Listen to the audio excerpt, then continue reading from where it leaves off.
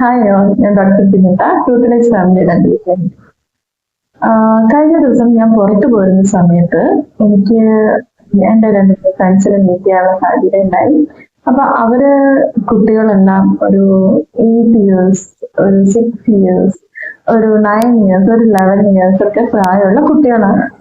അപ്പൊ ഒന്നിനെയും കാണാൻ ഒരു മെനയില്ലടോ എന്ന് പറഞ്ഞാണ് എന്നോട് സംസാരിച്ചു തുടങ്ങിയത്. അപ്പൊ ഓരോ തരം പല്ലുകള്, പണ്ട് എന്ത് ഭംഗിയുള്ള കുഞ്ഞു കുഞ്ഞു പല്ലുകളായിരുന്നെന്നറിയാം. ഇപ്പൊ വന്നതൊക്കെ ചക്ക പല്ലുകളാ. കൂടാതെ മുന്നിലൊരു വിടവ്, ഇടയ്ക്ക് ആ പല്ല് മുകളിൽ കയറിയിട്ട് വന്നിരിക്കണം എന്നൊക്കെ പറഞ്ഞു. വേറെ ആള് പറഞ്ഞിട്ട് പല്ലുകള് നിര തെറ്റിയെന്ന് പറഞ്ഞു കഴിഞ്ഞാൽ അങ്ങോട്ടും ഇങ്ങോട്ടും വന്നിരിക്കുന്നു. ഒരു പല്ലിന്റെ പിറകിൽ വേറൊരു പല്ല് വന്നിരിക്കുന്നു. ഒന്ന് കാണാനേ കൊള്ളില്ല, വാ തുറക്കല്ലേന്ന് ഞാനിപ്പൊ പറയുകയാണെന്ന് പറഞ്ഞു. ഇതൊക്കെ മാറ്റിയെടുക്കാൻ പറ്റുമെങ്കിൽ എന്താ ചെയ്യാ? എന്തൊരു വൃത്തികേടാ, അതൊന്ന് ചിരിക്കണ്ടാന്ന് വിചാരിച്ചു പോവാണ് എന്ന് പറഞ്ഞിട്ടുണ്ടായിരുന്നു അമ്മമാരുണ്ടായിരുന്നു.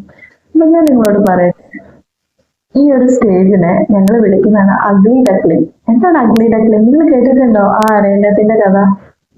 അഗ്ലി ഡക്ലിംഗ് അതായത് അരയന്നം കുഞ്ഞാവുമ്പോൾ കാണാൻ തീരെ ഭംഗി ഉണ്ടായിരുന്നില്ല. അത് പിന്നീട് വളർന്നു വന്നിട്ട് വളരെ ഭംഗിയുള്ള ഒരു അരയന്നായിട്ട് മാറി. ആ ഒരു ടൈമില് അതിനെല്ലാവരും ഒഴിവാക്കി കുഞ്ഞായിരുന്ന സമയത്ത്. ആ ഒരു സീസണാണ് നമ്മളുടെ മക്കൾക്കും. ഏകദേശം ഒരു 6 ഇയേഴ്സ് മുതൽ അതൊരു 11 ഇയേഴ്സ് വരെ നമ്മുടെ മുന്നിലെ പല്ലുകൾ കൃത്യമായ രീതിയിൽ വരുന്ന ആ ഒരു ടൈം, ഒരു 13 ഇയേഴ്സ് വരെ ചില കുട്ടികൾക്ക് കാണാറുണ്ട്. ആ ഒരു ടൈം പീരീഡിനെയാണ് നമ്മൾ അഗ്ലി ഡക്ലിംഗ് എന്ന് പറയുന്നത്. ഈ സമയത്ത് കുട്ടികളില് പഴയ പാൽപ്പല്ലുകൾ ഉണ്ടാവും, അതേപോലെ പുതിയ നമ്മുടെ പെർമനന്റ് ആയിട്ടുള്ള പല്ലുകളും കാണാറുണ്ട്. അപ്പം ഇത് എന്തുകൊണ്ടാണ് ഈ സമയം ഇത്ര? നിങ്ങൾ അപ്പൊ ആ സമയത്ത് ഇതിനെക്കുറിച്ച് കൂടുതൽ worried ആവാതെ, ആ കുട്ടികളുടെ കോൺഫിഡൻസ് കുറയ്ക്കാതെ ഈ രീതിയിൽ സംസാരിക്കാതിരിക്കുക എന്നുള്ളത് ഇമ്പോർട്ടന്റ് ആണ്. രണ്ടാമത്, നിങ്ങളുടെ കുഞ്ഞുങ്ങളുടെ മുന്നിലെ പല്ലുകളുടെ ഇടയിൽ കാണുന്ന വിടവ്, അതുപോലെ പല്ലുകളുടെ ഇടയിൽ കാണുന്ന വിടവ് നിങ്ങൾ worried ആവണ്ട. അതിന് അടുത്തുള്ള പല്ലുകൾ കൃത്യമായ രീതിയിൽ ഇറങ്ങുകയാണെങ്കിൽ അത് ആ വിടവുകളെല്ലാം അടഞ്ഞു പോകും, തനിയെ അടഞ്ഞു പോകുന്നുള്ളതാണ്.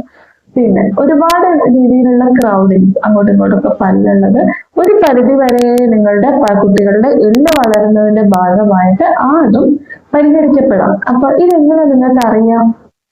ഇത് ഈ സൊല്യൂഷൻ ഉണ്ട്, അല്ലെങ്കിൽ ഇങ്ങനെ ഇത് മാറുമെന്ന് അറിയാൻ ഒബ്വിയസ്ലി നിങ്ങളൊരു ഡെന്റിസ്റ്റിനെ വിസിറ്റ് ചെയ്യുക. ആ ഡെന്റിസ്റ്റ് നിങ്ങൾക്ക് നന്നായിട്ട് പറഞ്ഞു തരും നിങ്ങളുടെ കുട്ടികളുടെ ഈ ഏജിൽ ഏതൊക്കെ പല്ലുകളാണ് വരേണ്ടത്, ഏത് പല്ലാണ് നിങ്ങൾ എടുത്തു കൊടുക്കേണ്ടത്, ഇളകാത്ത ഏതൊക്കെ പല്ലുകളുണ്ട്, ഇതിപ്പോ എടുത്തു കൊടുത്താൽ എങ്ങനെ പല്ലുകൾ കൃത്യമായ നിരയിൽ വരുത്താം എന്നെല്ലാമുള്ള കാര്യങ്ങൾ ഡെന്റിസ്റ്റ് നിങ്ങൾക്ക് പറഞ്ഞു തരുകയും ചെയ്യും.